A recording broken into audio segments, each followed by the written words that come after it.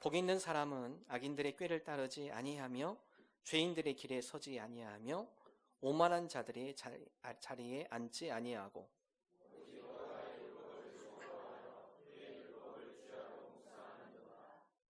그는 시냇가에 심은 나무가 철을 따라 열매를 맺으며 그 잎사귀가 마르지 아니함 같으니 그가 하는 모든 일이 다 형통하리로다.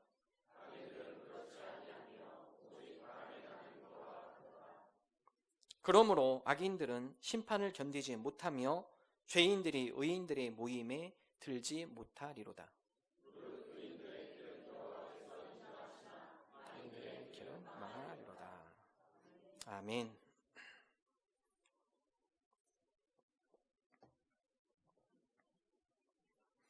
봄입니다.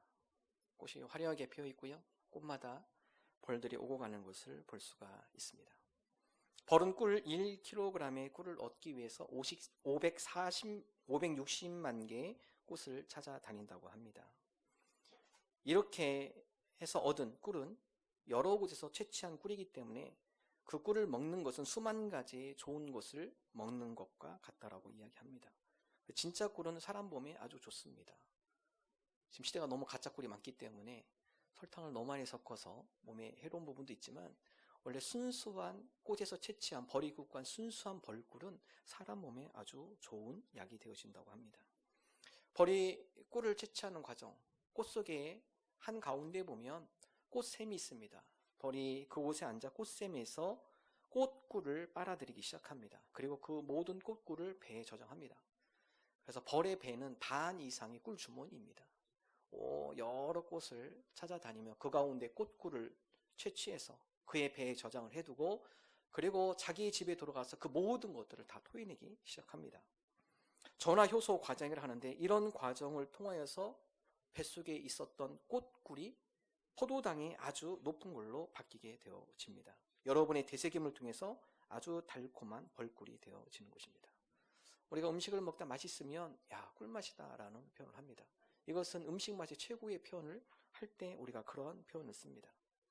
오늘 성경 말씀에 보면 꿀보다 더 달다라는 표현이 나옵니다. 시편의 말씀이죠. 꿀보다도 더 단 것, 그것이 있다고 시편 기자는 우리에게 말씀해주고 있습니다. 시편 119편 103절의 말씀 우리 함께 한 목소리 읽겠습니다. 시편 119편 103절 읽습니다. 주의 말씀의 맛이 내게 어찌 그리 단지요 내 입에 꿀보다 더 다니이다. 꿀도 맛있지만 그러나 꿀보다 더 단 것이 있다고 성경 기자는 이야기합니다. 그것은 바로 하나님의 말씀. 여러분 꿀은 우리가 먹을 때만 우리 입을 달달하게 해주죠. 조금만 시간이 지나면 그 꿀맛은 사라지기 마련입니다. 그러나 성경의 말씀, 하나님의 말씀, 주의 말씀, 이 말씀은 쉽게 사라지지 않는 말씀이에요. 우리 영혼 가운데 안식을 주고 우리 마음 가운데 평안함을 주고 우리 인생 가운데 달콤한 것으로 기쁨과 행복으로 인도해주는 꿀보다 단 말씀임을 성경 기자가 우리에게 말씀하고 있습니다. 바로 이런 말씀의 맛을 누리며 사는 인생, 그 인생이 바로 복 있는 인생이라고 오늘 말씀하고 있습니다. 복 있는 사람, 하나님의 말씀, 꿀보다 단 그 말씀을 품고 그 말씀의 맛을 누리며 살아가는 인생, 그 인생이 실로 복 있는 인생, 그 인생이 실로 복받은 사람임을 성경 우리에게 말씀하고 있습니다. 오늘 시편 1편 말씀은 시편의 서론이라고 표현하기도 합니다. 오늘 말씀은 복 있는 사람이 어떠한 사람인지 쉽고 명확하게 우리에게 말씀해 주고 있습니다. 우리가 모두가 복 있는 사람이 되기를 원합니다. 그러기 위해서 오늘 여러분과 세 가지 단어를 함께 나누고 싶습니다. 첫 번째, 복 있는 사람, 노를 잘 하셔야 돼요. 거부입니다. 1절의 말씀 다음과 같이 표현하고 있죠. 함께 한 목소리로 읽겠습니다. 복 있는 사람은 악인들의 꾀를 따르지 아니하며 죄인들의 길에 서지 아니하며 오만한 자들의 자리에 앉지 아니하고, 오늘 말씀은 1절에 아니하고 세 번의 부정의 표현이 나오죠. 첫 번째는 악인의 꾀를 따르지 아니한다. 노를 잘하는 것이죠. 거부를 잘하는 것입니다. 꾀라는 것은 지혜를 말해요. 그런데 오늘 말씀 보면 선한 사람의 지혜가 아니라 악인들의 꾀, 악인들의 지혜를 따라가지 않는 것. 우리가 악인들의 꾀를 닮아가고 싶을 때가 있어요. 악인들이 생각하는 것처럼 똑같이 생각하고 싶을 때가 있습니다. 악인들이 품는 그 마음처럼 똑같은 마음을 품고 싶을 때가 있습니다. 그럴 때 기억하십시오. 노 하십시오. 하나님, 내 머릿속에 자꾸 악한 생각이 나의 머릿속을 채우려고 해요. 그럴 때 여러분, 노 하셔야 됩니다. 하나님, 제가 이 생각을 거부하겠습니다. 이 생각이 내 머리, 내 뇌를 지배하지 않도록 제가 차단시키겠습니다. 노를 잘하시는 분, 악인에게 넘어가지 않는 것이죠. 하나님, 나도 모르게 세상 사람들이 품는 마음을 갖고 살아가고 싶은 마음이 있어요. 그럴 때 어떻게 하시라고요? 노 하셔야 돼요. 경제가 힘들고 어렵고 길 가다가 좋은 사람들이 멋진 차를 타고 가고 좋은 음식점에서 좋은 옷을 입고 가고 좋은 핸드백을 갖고 나가면, 그런 것들이 눈에 보이면 나도 로또 한번 당첨돼봤으면, 나도 그래서 좋은 백도 한번 갖고 좋은 차도 타고 좋은 집도 살고, 그런 유혹이 있을 때 어떻게 하시라고요? 노 하셔야 돼요. 노. 그런 환상 속에 들어가다가 이건 이루어지지 않을 거라고 생각이 되면 푹 가라앉습니다. 구름 위를 펑펑 떠다니다가요, 이 추락은 말할 수 없을 정도로 우리를 추락하게 만드는 거죠. 하나님, 악인들의 꾀, 그 꾀에 우리가 말려 들어가지 않게 하여 주옵소서. 사도 바울은 우리로 하여금 그러한 꾀, 그러한 모양은 아예 쳐다보지도 말고 악의 모양은 아예 버려라 말씀하고 있습니다. 데살로니가전서 5장 22절 우리 함께 한 목소리로 읽겠습니다. 악은 어떤 모양이라도 버리라. 악인들의 꾀의 생각, 그들의 마음, 이 모든 것들을 우리가 버립니다. 우리 마음에, 우리 생각에 접근하지 못하도록 저희들이 차단하겠습니다. 이것이 바로 복 있는 사람들의 모습입니다. 흉내내도 내지 말고 품지도 말고 생각도 하지 말라라는 사실입니다. 이것이 바로 복 있는 사람의 첫 번째 단계입니다. 점증적으로 표현하고 있습니다. 두 번째로는 꾀를 따르지 아니하고, 두 번째로는 죄인들의 길에 서지 아니한다. 첫 번째는 악인들의 꾀, 생각, 마음. 그러나 더 나아가서 죄인들이 행하는 그 길에 서지 않게 하여 주옵소서. 이 죄인들의 길이라는 것은 그들의 생활 양식, 그들이 따르는 그들의 가치관, 우리가 그런 것들과 똑같이 따라가지 않게 해주옵소서. 예수님께서 산상수훈에 말씀하시죠. 어떤 사람이 당신에게 속옷을 달라가면 겉옷까지 줘라. 오리를 가져가면 심리를 가라. 상식적으로 안 맞는 얘기죠. 오른뺨을 치면 왼뺨을 대라. 원수가 너를 힘들게 하면 그를 위해서 기도해라. 그를 오히려 사랑해라. 박해하는 자를 위해서 오히려 기도해라. 안 맞는 얘기죠. 세상 사람들이 원리는 눈은 눈으로, 이는 이로, 네가 나를 힘들게 했어? 두고 봐. 너한테 몇 배로 내가 힘들게 해줄 거야. 이게 세상의 원리죠. 성경은 우리에게 거꾸로 가르치고 있습니다. 오리 가자고 그래? 그럼 너 심리를 더 가져. 속옷을 달라고 그래? 너 그럼 겉옷까지 거쳐. 너를 위해서 박해? 똑같이 복수하지 말고 그를 위해서 오히려 기도해줘. 이것이 그를 이기는 거야. 이것이 바로 하나님의 뜻이야. 근데 세상은 방법은 그렇지 않아요. 내가 당한 만큼 해줘야 돼요. 아니, 그것보다 더 해줘야 돼. 내가 손해보지 않도록, 저 사람은 피해당해도 내가 손해보지 않도록 더 악착같이 살아가야 돼요. 성경은 우리에게 그렇게 얘기하지 않습니다. 하나님, 우리가 죄인들의 길, 그들의 생활 습관, 그들의 가치관, 그들의 사고방식, 우리가 그대로 따라가지 않게 해주옵소서. 우리 마음에 그런 유혹이 있을 때마다 어떻게 하시라고요? 노, 하나님, 제가 따라가지 않겠습니다. 하나님, 내가 그들과 똑같이 행동하지 않겠습니다. 죄인들의 길에 서지 않겠습니다. 악한 생각, 악한 마음 품지 않고 그 길로 내가 실천으로 옮기지 않겠습니다. 미국의 개척시대에 제임스라는 목사님 계셨습니다. 이 목사님이 길을 가다가 개 한 마리를 발견했어요. 유기견. 길 잃은 개예요. 잘됐다. 이 개를 좀 키워야겠다. 집에 개를 데려갔는데 아이들이 너무 좋아요. 개를 보니까 두 아들이 너무 신나가지고 아빠가 개를 가져왔다고 개를 껴안고, 아마 부모님들 그런 분 계실 거예요. 애들이 개 사달라고 막 떼쓰는 아이들. 힘들어요. 근데 좀 보니까 이 개의 주인이 이 개를 찾으려고 광고를 내기 시작합니다. 개의 모양을 그려놓고, 그리고 그 검은 개 특징 중에 하나는 꼬리에 흰털 3개가 있습니다. 이 개를 보신 분은 저한테 연락을 해주십시오. 목사님 그 전단지를 보니까 이거 주인이 찾아올 것 같아요. 똑같은 개. 아니나 다를까? 사람들이 목사님의 네 집 개가, 그 사진에 나와 있는 그 개가 거기 있는 것 같아. 가봐. 이 목사님이 다음과 같이 했습니다. 아들을 데리고 개를 붙잡고 뒤에 꼬리 흰털을 3개를 뽑았습니다. 주인이 그 집에 왔어요. 개가 주인을 알아보죠. 너무 좋아서 꼬리를 막 쥐고 갈려가는데, 그 원래의 개 주인도 너무 즐거웠어요. 기뻤어요. 드디어 우리가 찾았구나. 그 개를 데려가라는데 그 목사님이 잠깐! 그 사진 보면 꼬리에 흰 털 3개가 있는데 보세요. 꼬리에 털이 없어요. 털이 없어요. 그러면 이건 당신 개가 아닙니다. 여러분 이 개 주인이 할 말이 없어요. 자기가 광고에 낸 그림은 분명히 검은 개 꼬리에 특징적으로 흰 털 3개가 있다고 하는데 털이 없어요. 자기 개인 줄 알면서도 어쩔 수 없이 놓고 갑니다. 이 목사님 먼 훗날 다음같이 이야기를 합니다. 고백을 합니다. 그날 나는 개를 얻을 수 있었다. 하지만 2 아들을 잃었다.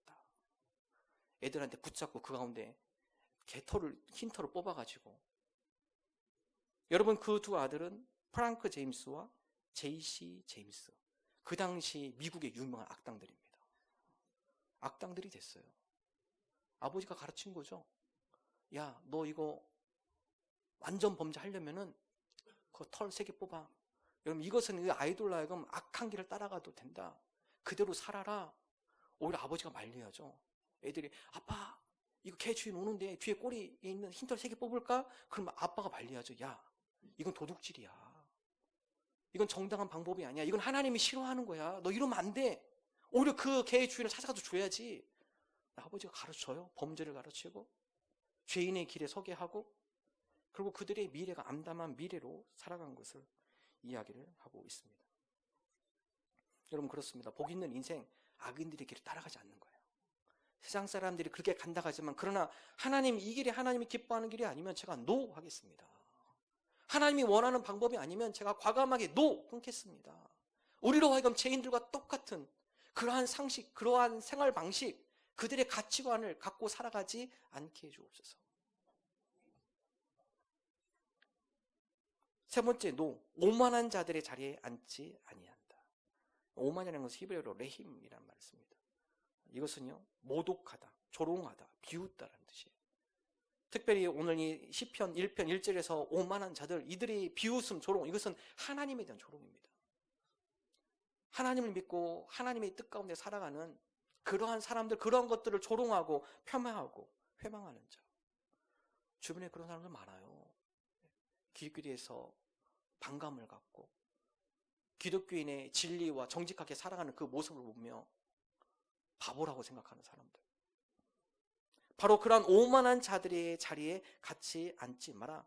확고부동한 위치를 이미 정착한 자들, 죄악의 모습들이 습관화되어지고 그것을 당연시하는 그러한 모습들, 그러한 자들의 자리에 똑같이 앉지 마라. 인본주의적 사고에 물들어서 하나님 없다 살아가는 사람, 여러분 이것이 바로 죄의 최정상의 자리입니다. 내 인생은 내가 주인이야. 내 마음대로 사는 거야.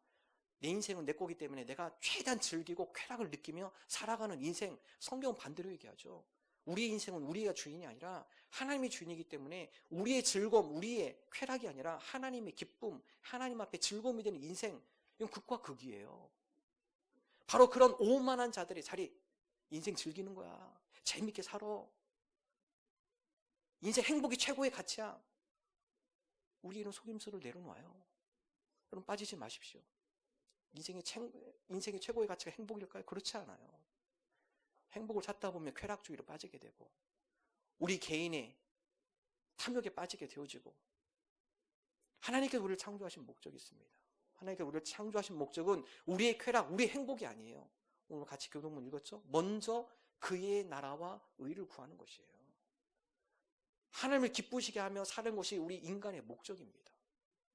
이사야 43장 21절, 하나님께서 우리를 지으신 목적은 하나님을 찬양하기 위하여서, 하나님을 예배하기 위하여 우리를 창조하셨다.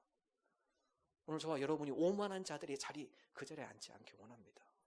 하나님, 우리 인생의 쾌락 위에 살아가는 것이 아니라 하나님의 영광, 하나님을 찬양, 하나님을 예배하는 예배자로 우리가 살아가게 하여 주옵소서.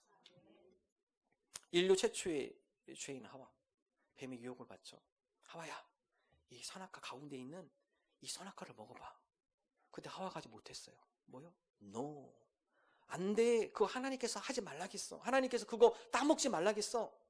그거 따먹는 죽는다라겠어. 뱀이 거짓말하죠. 아니, 안 주고 와서 먹어봐.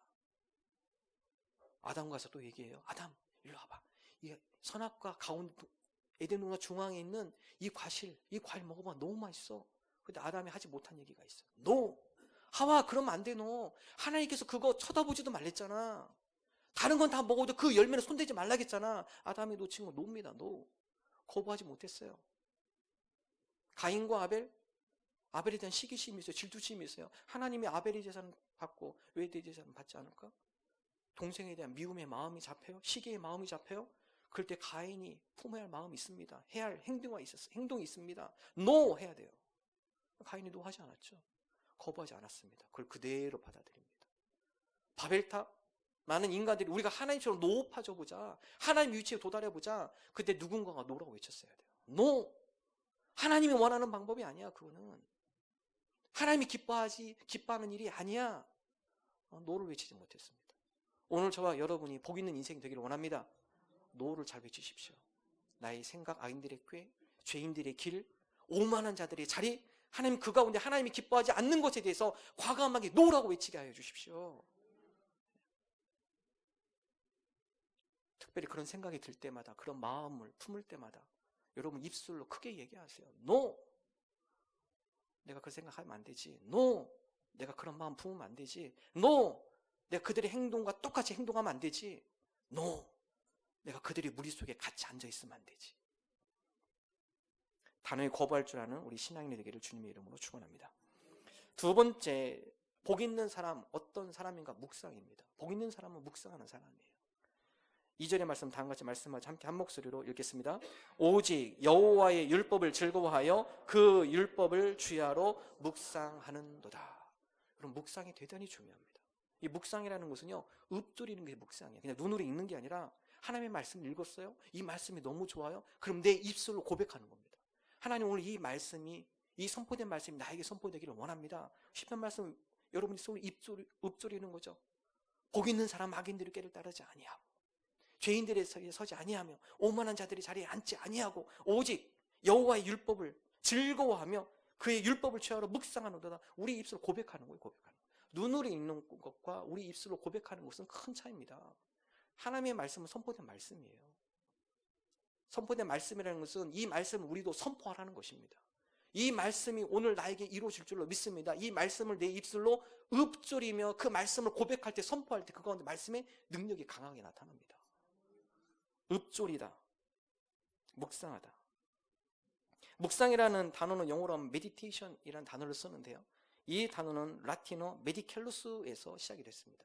이 메디켈루스, 메디테이션, 이거의 어원은 medicine, 약에서 출발합니다. 약. 묵상이라는 것은 약이에요. 약. 몸이 아플 때 병원 가면 약 주죠. 약국에서 약을 받죠. 약을 먹으면 그 약이 우리 체내에 들어가고 소화가 되면서 우리 온 몸속에 퍼지면서 약균이 나타나기 시작하죠. 항생제를 먹으면 그 가운데 더 이상 병균들이 전염되지 않도록 차단하고, 안 좋은 바이러스를 죽이고 싸워서 죽이도록 하고, 약을 먹으면 그것이 우리 가운데 반응을 하죠. 하나님의 말씀도 마찬가지예요. 약이라고 합니다. 약. 하나님의 말씀을 묵상한다. 우리가 하나님의 말씀의 약을 우리가 우리 속에 삼킨다. 그 약을 우리가 복용한다는 의미죠. 하나님의 말씀을 우리 가운데, 우리가 읊조리면, 우리 가운데 선포할 때 그것이 영의 약이 됩니다. 영적인 약이 돼요. 영적인 질병을 치유하는 거예요. 마음의 상처를, 그 약이, 하나님의 말씀이 약이 되어서 상처를 아물게 해요. 상처 속에 영의 반창고를 붙여주고요. 내 머릿속에 있는 죄악의 안 좋은 바이러스들을 하나님의 말씀이 그 가운데 다 전멸시키고요. 우리 마음에 안 좋은 죄악의 싹들이 나올 때 말씀의 약에 그 모든 죄악의 싹들을 다 꺾고요. 하나님의 말씀은 약입니다. 우리 영의 약입니다. 하나님, 우리가 주님의 말씀을 읊조리게 하여 주셔서 이 말씀으로 하여금 우리가 영적으로 치유되어지고 회복이 되어지고 변화가 되어지고 성장하는 하나님의 말씀 되게 하여 주옵소서. 영과 육에 강건하게 하여 주옵소서. 우리가 수요일마다 현재 느헤미야를 강해가고 있습니다. 느헤미야. 이스라엘 백성이 하나님 앞에 우상숭배 여러 죄를 짓죠. 하나님께서 이스라엘 백성을 포로로 보냅니다. 바빌론으로 포로해서 70년간 포로 생활을 하게 됩니다. 이스라엘 백성이 부르짖어요. 하나님 용서해 주옵소서. 우리가 잘못했습니다. 하나님께서 이스라엘 백성을 긍휼히 여기셔서 다시 예루살렘으로 보내요. 보내는 가운데 여러 선지자들을 함께 보냅니다. 대표적인 선지자가 수룹바벨, 에스라, 느헤미야, 이스라엘의 위대한 지도자들이죠. 그들을 함께 보냅니다. 느헤미야서에 보면 느헤미야가 예루살렘 성문이 불타고 성벽이 많이 무너졌어요. 70년 동안 예루살렘을 떠났기 때문에 이방 민족들이 그것을 와서 뺏어가고 성을 허물고, 느헤미야가 다시 와서 제일 먼저 한 것은 성벽 재건입니다. 무너진 성벽을 다시 재건하자. 근데 주변 사람들이 자꾸 방해해요. 못 짓게. 성벽이 완공이 되면은 저 사람들이 우리 여러 종족을 또 공격할 거 아닌가, 끊임없이 집요하게 방해를 하죠. 이스라엘 백성이 한 손에는 칼을 들고 한 손에 벽돌을 들고 공사를 합니다. 다 완공을 해요. 그리고 나서 느헤미야가 더 중요한 작업을 합니다.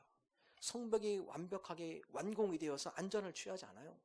더 중요한 것은 이스라엘 백성의 영적인 회복이에요. 아무리 성벽이 잘 쌓여졌고 주변으로부터 차단이 됐다 할지라도 더 중요한 거, 내부가 무너지면 안 된다. 모든 이스라엘 백성을 성문 앞에 모아놓고요, 에스라로 하여금 하나님의 말씀을 선포하기 시작합니다. 한번 읽어볼까요? 느헤미야 8장 8절에 보자. 함께 한 목소리 있습니다. 하나님의 율법책을 낭독하고 그 뜻을 해석하여 백성에게 그 낭독하는 것을 다 깨닫게 하니 백성이 율법의 말씀을 듣고 다 우는지라. 하나님의 말씀이 선포될 때 이스라엘 백성이 통곡을 하기 시작합니다. 하나님의 말씀이 선포되지 않을 때는 그들의 죄악이 드러나지 않았어요. 하나님의 말씀이 선포되는 동안에 하나님, 이 말씀을 들으니 우리가 얼마나 하나님 앞에 큰 죄를 지고 있는지, 우리가 이 모든 죄를 주님 앞에 내려놓고 통곡하며 회개합니다. 우리가 다시 하나님께로 돌아오겠습니다. 우리가 잘못된 방향으로 가고 있었군요. 우리가 다시 방향을 자로잡겠습니다. 온 백성이 눈물을 흘리며 통곡하며 바른 길을 잡아요. 그 가운데 영적인 변화가 일어나고 회복이 되어지고, 그 가운데 이스라엘 백성이 영적으로 다시 건장하게 세워지는 그런 은혜를 누리게 되어집니다. 좋은 집 살면 뭐예요? 여러분, 먹을 거 풍족히 드시잖아요. 지금 끼니를 굶는 분 안 계시잖아요. 대부분 다 드시잖아요. 잘 먹으면 뭐합니까? 영혼이 병들면 아무리 좋은 집 살아도, 아무 좋은 거 다 먹고 다녀도 피폐해진 인생입니다. 하나님, 우리가 육의 강건함과 더불어 우리의 영과 마음과 정신이 건강하게 하여 주옵소서. 여성 상담소 소장이신 문인혜 박사님, 이분이 의사에 대한 꿈을 갖고 의대에 입학을 했습니다. 의학을 공부하다 보니까 사람의 몸을 치료하는 것보다 더 중요한 것이 있구나. 보니까 육신의 질병도 치료하는 게 중요하지만 더 심각한 것, 앞으로 시대가 가면 갈수록 더 심각한 것은 그 사람의 마음과 영혼의 치유가 더 중요하구나.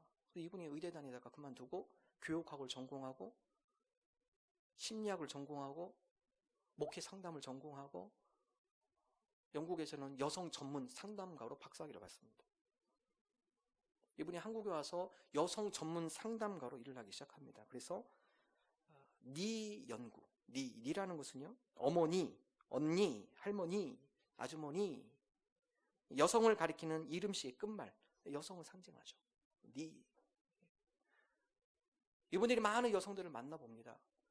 여성 상담에서 이분이 책을 쓴 가운데 첫 번째 장, 많은 여성들을 만나보니까 많은 여성들이 갖고 있는 큰 마음속에 큰 문제가 있더라. 그것이 자격지심입니다.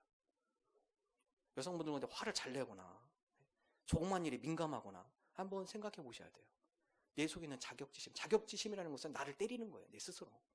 열등감과 좀 차이가 있지만, 자격지심은 내 스스로 내 과거에 창피한 것들 혹은 다른 사람한테 좀 부끄러운 것, 그런 거를 내 마음속에 품고 나를 자꾸 학대하는 거예요. 가령 예를 들면 외모, 가방끈, 경제적 열악함, 부모에 대한 여러 가지 안 좋은 것, 안 좋은 추억, 부모님에 대한 어떤 창피한 어떤 그런 과거, 그걸 혼자 끌어안고 있어요. 계속 버려야 하는데, 그것이 내 마음속에 자리 잡지 못하도록 내버려 놔야 하는데 계속 잡고 있어요. 그러다 보면 대인관계에 있어서 상당히 불편함이 있습니다. 이게 또 드러나지 않을까? 그 얘기 나오면 어디로 잠깐 피하고 싶고, 가방끈 학력에 대한 얘기가 나오면 어디 슬쩍 그 모임에서 나가고 싶고, 외모에 대한 얘기 나오면 괜히 얼굴이 막 표정이 안 좋고, 계속 자기를 괴롭히는 거죠. 자격지심, 자기를 때리는 겁니다. 스스로 때리는 거예요. 그래서 이분은 그것을 목에 걸린 생선 가시와 같다라고 표현합니다. 생선 가시 걸려보셨나요? 예, 이게 잘 안 빠지면 상당히 괴롭습니다. 찝찝하고요. 예, 음식을 먹어도 늘 목에 뭔가 시원하지 않고요. 늘 불편하고 자격지심이 바로 그렇다라는 거예요. 목에 걸린 생선 가시. 이걸 빨리 빼든지 넘기든지. 근데 많은 분들이, 여성분들이요, 자격지심을 갖고 있어요. 부모님에 대한, 혹은 자기 자신의 안 좋은 과거에 대한 자격지심. 여러분, 이거 빼지 않으면요, 누구 잡느냐? 제일 만만한 게 애들입니다. 애들 잡아요. 두 번째 만만한 건 남편이에요.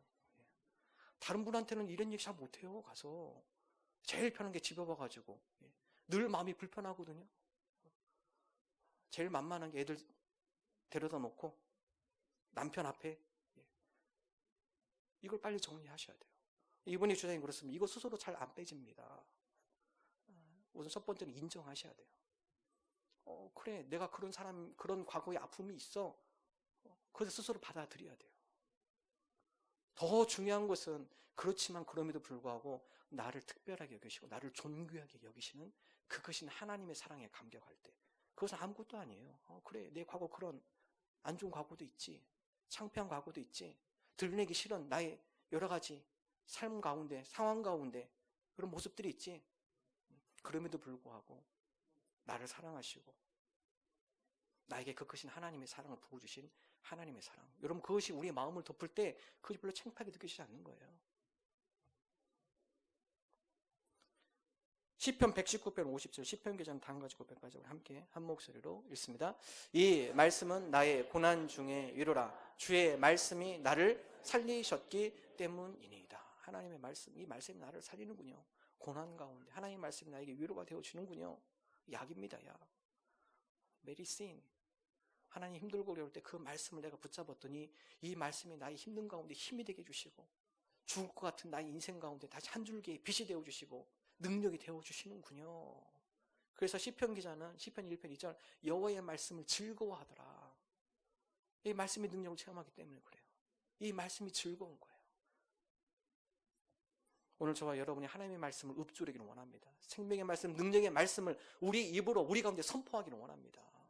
묵상하는 가운데 복 있는 인생 살아가는 저와 여러분 되기를 주님의 이름으로 축원합니다. 세 번째, 유익입니다. 복 있는 사람은 어떤 사람인가? 유익을 주는 사람이에요. 3절 말씀 우리 함께 한 목소리로 읽겠습니다. 그는 시냇가에 심은 나무가 철을 따라 열매를 맺으며 그 잎사귀가 마르지 아니함 같으니 그가 하는 모든 일이 다 형통하리로다. 복 있는 사람, 먼저 본인 자체가 건강하게 자라는 사람. 그래서 오늘 말씀은 시냇가에 심은 나무. 여러분, 시냇가에 심은 나무 어떨까요? 늘 수분이 공급이 되죠. 좋은 영양분이 공급이 됩니다. 나무가 건강할 수밖에 없어요. 잎이 파릇파릇해요. 생기가 넘쳐요. 거기에 멈추지 않아요. 철에 따라 좋은 열매를 맺습니다. 이게 바로 복 있는 사람이에요. 나도 건강해지고 그 가운데 아름다운 열매가 있어요. 건강한 사람, 복 있는 사람, 열매 있는 사람이에요. 열매 있는 사람. 열매는 무엇을 의미하죠? 나를 위해 존재하는 게 아닙니다. 열매는 그 열매로 말미암아 그 주변에 있는 동물들이 그 열매를 먹고 살아요. 혹은 지나가는 나그네가 한 끼 식사로 열매로 한 끼 식사를 대신하기도 합니다. 열매는 나를 위해 존재하는 것이 아니라 다른 누군가의 유익을 위해 존재하는 것이 열매이죠. 복 있는 인생은 유익을 주는 인생입니다. 열매를 맺고 그 열매가 다른 어떤 누군가에게 유익이 되는 존재, 그것이 바로 복 있는 사람이에요. 오늘 내가 누군가에게 유익이 되고 있습니까? 그 인생은 복 있는 인생입니다. 오늘 내가 어떤 누군가에게 힘이 되는 사람인가요? 그 인생은 복 있는 인생을 살아가고 있는 거예요. 나는 타인에게 유익이 주는 게 별로 없는데요. 걱정하지 마십시오. 이번 주부터 하시면 돼요. 먼 데서부터 하지 마십시오. 가까운 데서부터 하세요. 직장에 출근해서 환하게 한번 웃어주세요. 예. 다른 사람에게 기쁨의 유익을 주는 겁니다. 다른 사람에게 웃음을 줄 수 있는 재밌는 이야기, 직장들과 함께 깔깔깔 웃을 수 있는 재밌는 얘기 하나 준비해 가세요. 이번 주에 함께 한바탕 재밌게 웃음을 선사해 주세요. 복 있는 인생이에요. 유익을 주는 인생.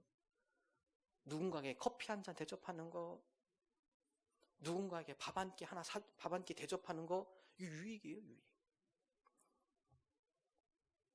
기독교 방송 어떤 목사님 칼럼 보니까 다음과 같은 이야기를 해요. 대학교를 졸업하면 학위를 받죠. 그리고 대학원을 졸업하면 석사를 받습니다. 그리고 박사 과정을 하면 박사 학위를 받죠.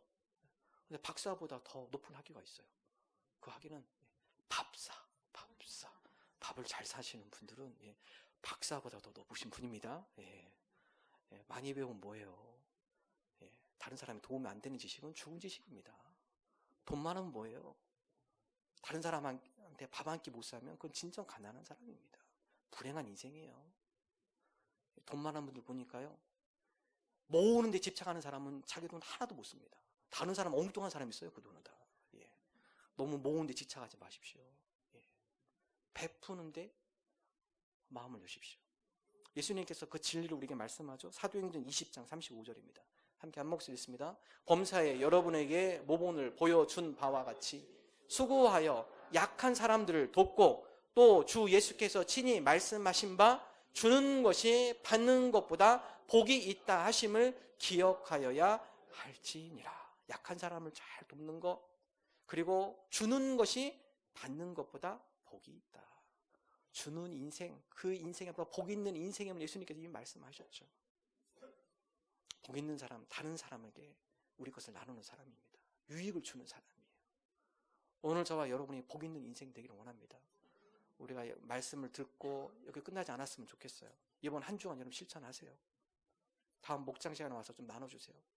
내가 이 한 주간 누군가에게 이런 유익을 줬습니다. 누군가에게 친절한 한마디 했습니다. 누군가에게 커피 한 잔 제가 대접했습니다. 누군가에게 밥 한 끼 제가 대접했습니다. 더불어서 그 사람에게 내가 복음도 전합니다.